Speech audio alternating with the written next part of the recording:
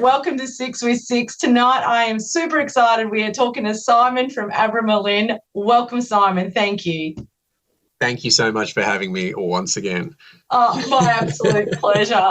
Hey, Simon, we were just having a chat off air about your start to the year, and I didn't quite get to hear the story, but you said you were doing something for the first 7 days to celebrate the new year? Correct. Yeah. So rather than doing the usual thing that past Simon would have done, is probably going and getting smashed over at a New Year's party and whatever, I sat in ceremony, what's known as a dieta, working with plant medicine. Yeah. And basically set a bunch of intentions for the year, and a lot of that has actually since come to fruition, and my 2024 has been fucking outstanding. That is awesome. I'm so happy for you. I mean, we know you've got a big year coming up because we are definitely going to be talking about that soon. Yeah. How long has it been since you've sort of realigned your thinking process? Because you said old Simon would have done this. Have you been this way for a while, or? Yeah. Look, that's something I've been engaging with for probably about more than 15 years, Okay. It's been a long time coming, but probably more so in the last, I'd say, 2 to 3 years. There's definitely been a shift. I'm like fucking 54 years old, and I feel like I'm finally growing up.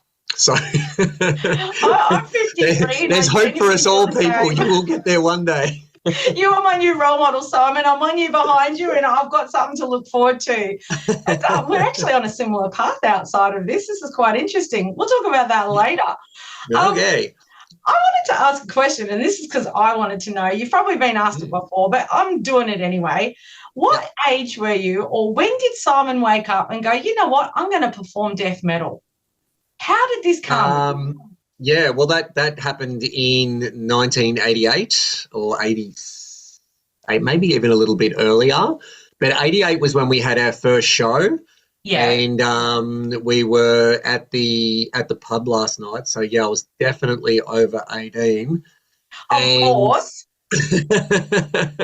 Man, you could fucking get away with anything back then. You just had we all had the dodgy ID, right? A piece of paper that didn't even have your picture on it would get you into a pub and go, yeah, that's me. And they're like, okay. And then you go. Good old birth certificate with the name amended. No worries, mate. Yeah, and a bit of liquid paper. Get you everywhere. We're at the pub, and my bestie at the time, David Abbott, and the drummer were like having a chit chat, and they're like, "We're going to start a band." And I'm like, "Sick! I'm singing." So it all just happened on the spot, and then we were at next minute we're in a studio and into it, and we had that first show. I think it was October 1988. And got up on stage and did. I don't think I'm trying to remember if we had an original at that point, or we just did covers. You didn't fuck around. Like, you've pretty much got straight into it. You're going, and boom, this is happening. It was, but it probably took a couple of years to get that right lineup. Like, we had the first demo come out in 89, and then I think once the 7-inch came out in 1990, that we had a little bit more stability. So it was a couple of years of just we're just fucking around here. And I felt like, we're trying to get things done, but didn't have the right people in the mix. And then it got better from 1990, pretty much from when Tim joined. And then, a few years after that, I think coming up to the EP, we found the right drummer, which in Ewan, and which was not easy at the time. I mean, it's probably a lot easier now, but back then with death metal being a brand new genre, and blast beats not even being a thing, and trying to find people who can do that, there was 2 or 3 drummers in Melbourne that could do it, and we went through all of them. You've literally answered one of the questions I was going to say. Is it easier now compared to back then when it was new? But I'm really intrigued, because when the original bunch of you decided to do music, Were you Yeah. already into that, or did you create that vein? Because you're kind of the pioneers in Australia, let's face it. Yeah, no, well, yeah, yeah, we are. So probably around about 87, 88, I started trading internationally, like underground metal with like audio cassettes, tape trading. Yep. Awesome. And with some people domestically and also overseas. And that introduced me to, just the metal that I had not heard before. I was just like, what's this? You know, like very early, demos and 7 inches of particularly what was coming out of Europe more so than the US. I didn't really develop a taste for what was happening in the US until years later.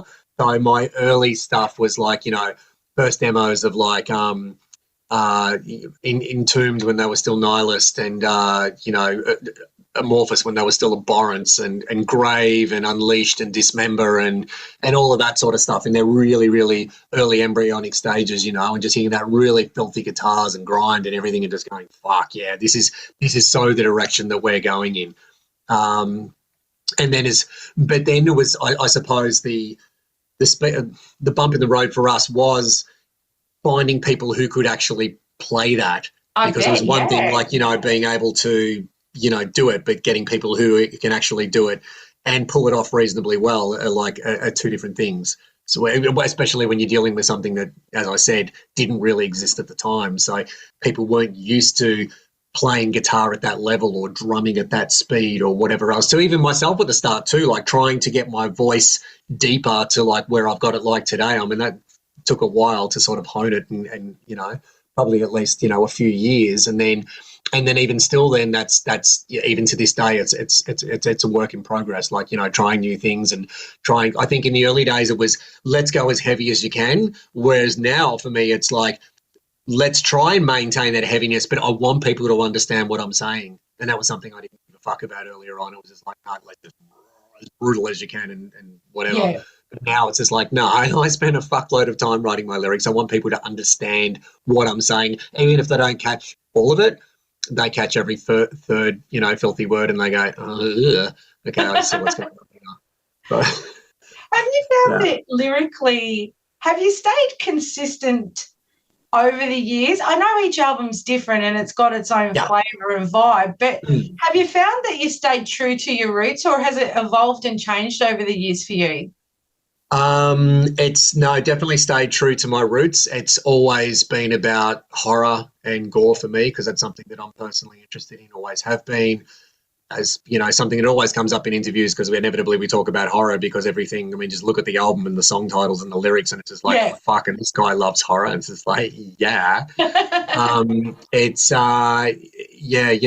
I've been reading horror, particularly hardcore horror, for more than 40 years. Well, as long as hardcore horror has been hardcore, but back then as hardcore as it was. Yeah. Saying, I've been listening to full-on metal for years, and it's just like, well, as full-on as it was 40 years ago, same thing with horror. Yeah.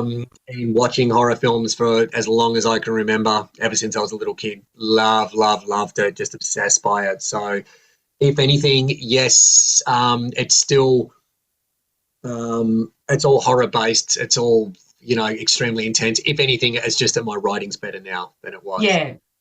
Then. That's so cool. Yeah, I spent a lot more time on it and delving into it. Yeah. Even the process itself was quite interesting. I used to sit there back in the day with like a physical thesaurus and like just flipping pages and looking up words and going, oh, yeah, cool, yeah, that'll work. But I've also growing up as a kid with Dr. Zeus, I still to this day like to rhyme all my lyrics and find it fucking hilarious doing so. On your corpse, I'll masturbate. Pretty much, yeah. Okay. I'm going to pull forward a question, because I was going to talk about it later, but you used the word thesaurus. Yeah. I'm not too proud to admit that the song that grabbed me instantly, the one I just kept going back to, I don't even know how to say this word, and I had to look up what it means. Conflagration of the Dreamers. Conflagration, yeah. Conflagration. So I didn't know what which it is meant. like it's a conflagration is just like a big fire, like it's it's an almighty flame. But like you might say what you're looking at if you were looking at a bonfire or something. It's a big fuck off fire. And Yeah, of the right. Dreamers, because that's a follow up to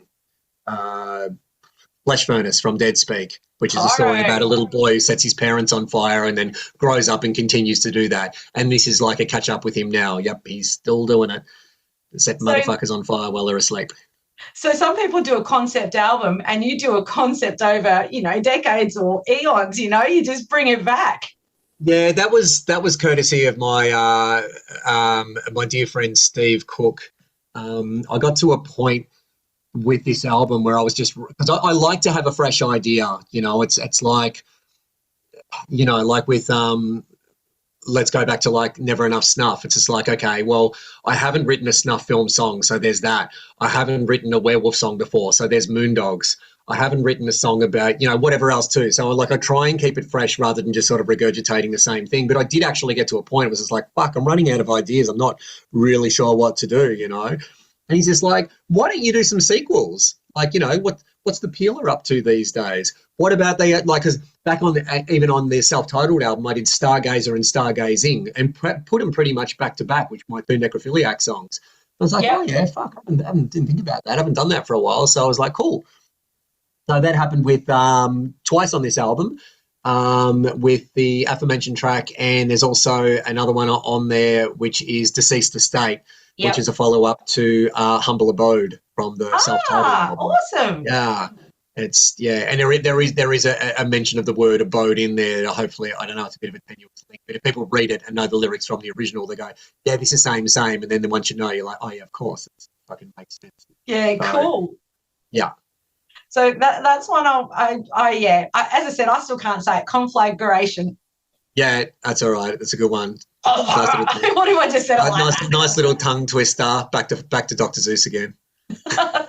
Thanks for that. Thanks. If you look at your current lineup, you're pretty much a super group. If you look at you and where you've come from and the other members in your band, you've all got rich tapestry throughout different bands, different scenes.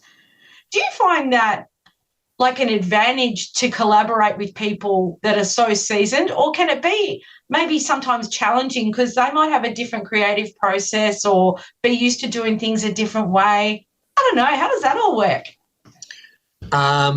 It's the lineup we've got now, and that we had for the album was me, Matt, Dave, Rob.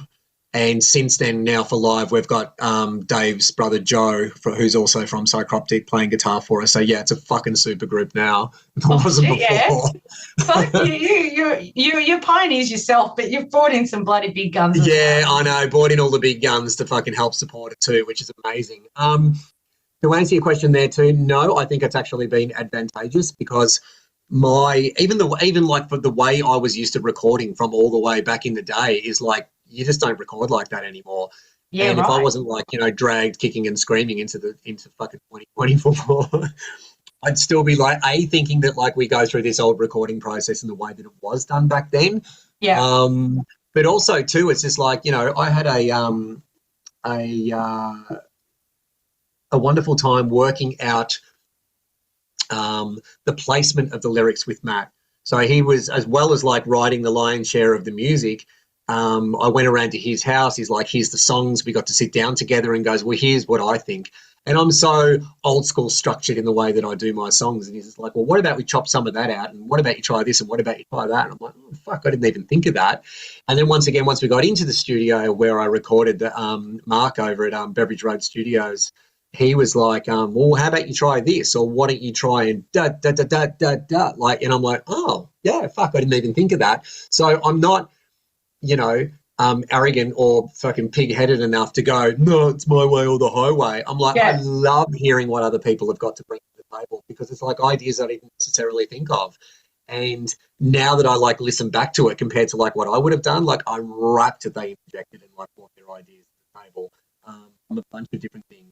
And that goes like throughout the recording process too. Like Matt will write stuff to a click track. It goes across to Dave. This is what we think it's going to be like. And then Dave adds his beats and it comes back again. You're like, wow, didn't expect that. That's just changed everything.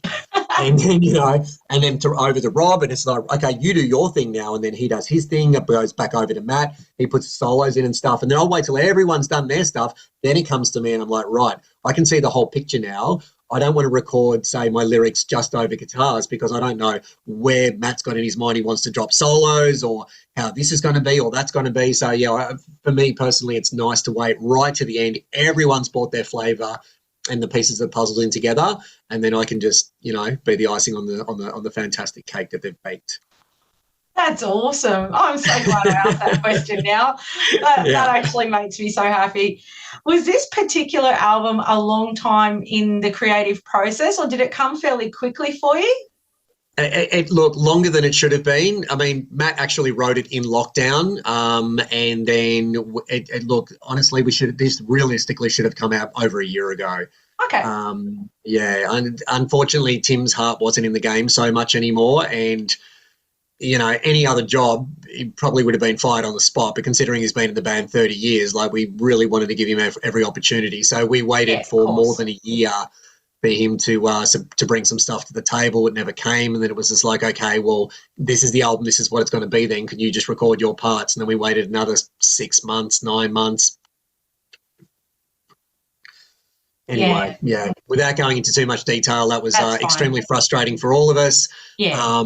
We got to a point, it's just like, well, and then the guys are like, but it's Tim, it's Abramelin. And I'm like, well, it's fucking either it ends here or we just pick up and we run with it, and you've already done everything. Like, you've already done the guitars, the drums have been recorded. I've already got 8 out of 10 songs written, the lyrics for it. It's like, mate, we're not stopping now. It's like, yeah.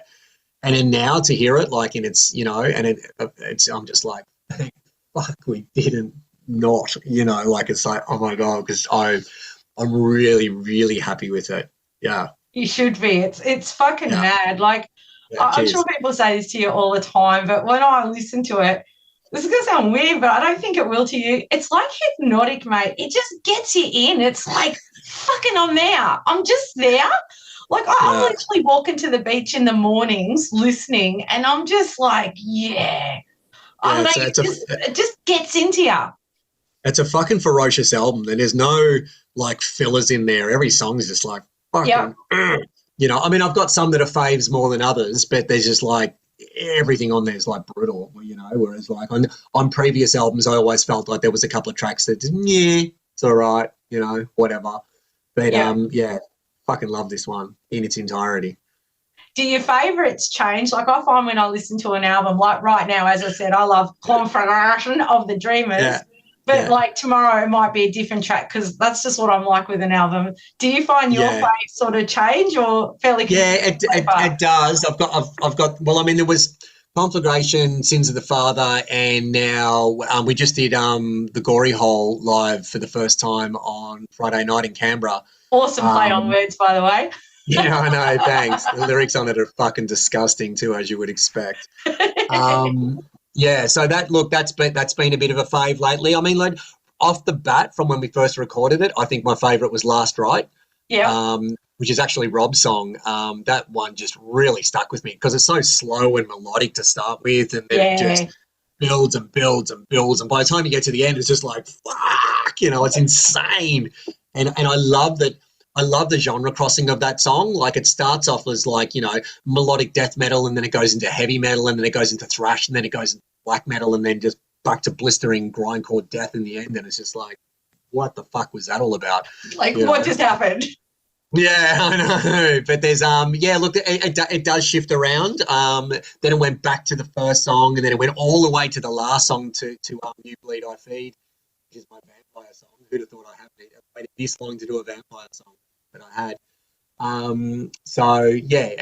It does chop and change a bit. So sorry, it was a wishy-washy answer, but yeah, it does. So I better get this in before I run out of time. I don't want to do you a disjustice. We do have a tour coming up in November with Pestilence. Yeah. What can we expect to see? Are we going to see all new stuff? Are you going to pull out some from the other albums, or do you not want to give anything away? Probably depending on time. We always want to try and do something from every album, you know. So it's I'd say that will always happen at an Abramelin show. We'll always try and keep it across the board. Obviously, we are trying to showcase the new album, as bands always do when they've got a new one out. But you know, I've been to enough concerts as a fan to know that I want to hear the old shit. Yeah. And I know you've got to get your new songs in and you want to plug them, but let's hear more of the old shit. So, look, it's always going to be, I think, for us, like probably about 70, 80% old shit, and then we'll try and squeeze in at least 2 or 3 newies.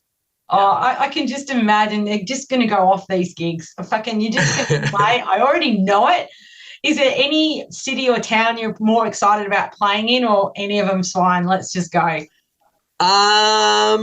Probably Brisbane the most, actually, because it's the one that we I know, because it's the one that we've done the least in recent times.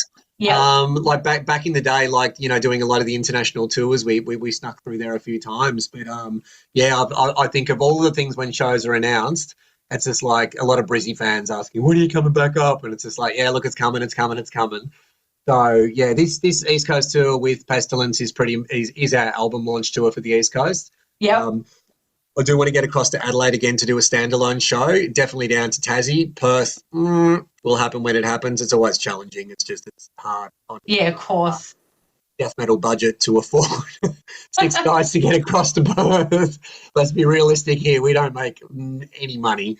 Well, the good thing is we've got social media now. We can just spam social media and get that name out there. I mean, I know it's out there. It's been out there for a very long time. Yeah, I'd say, look, with Sins of the Father more than anything else, I ran into friends and they're like, man, how's that new album going? It's not even out yet. And they're like, what all happens when we turn on social media is we see fucking Abramelin. And I'm like, go Dicey, you're doing your job. Yeah, Dicey.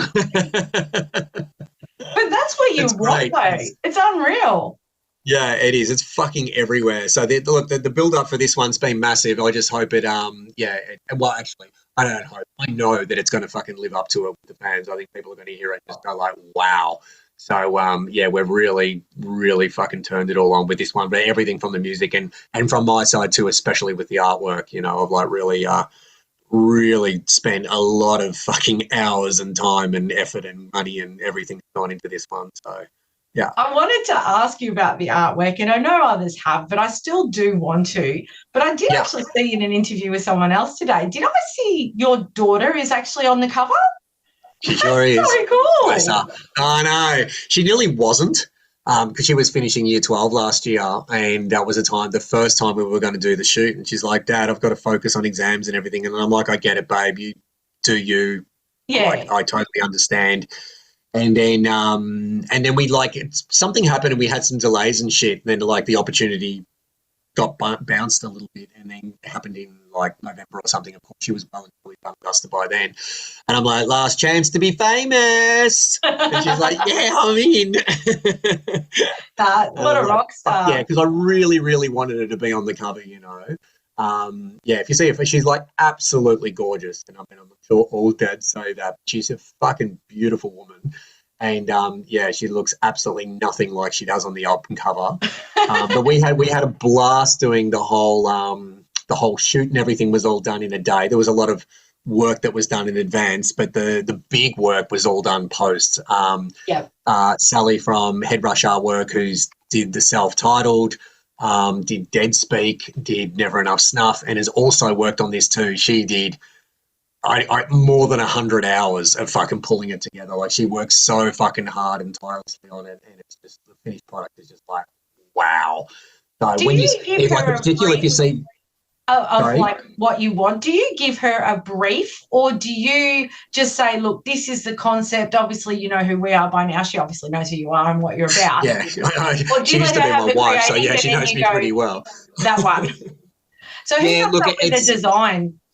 I'm the art director, so I've got the concept. I've got I'm looking for certain things in the shoot. When it comes down to the final photos, I'll send across and I'll this is the sort of thing that I want.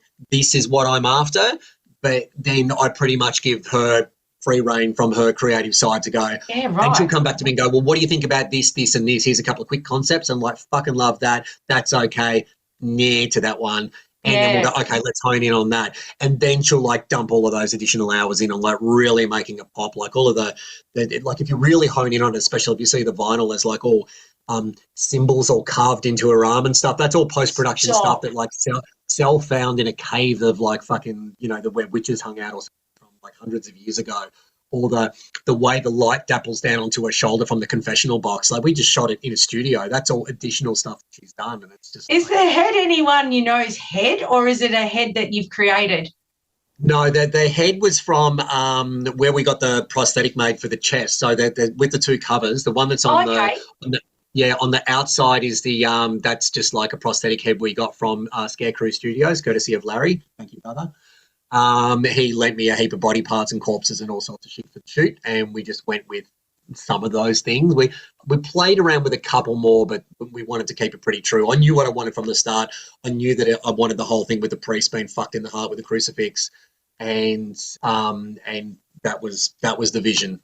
So let's stick with that, which plays into the song "Sins of the Father," which is about a killer priest, and then the whole concept of the album cover is that, you know, the priest getting his comeuppance from hell.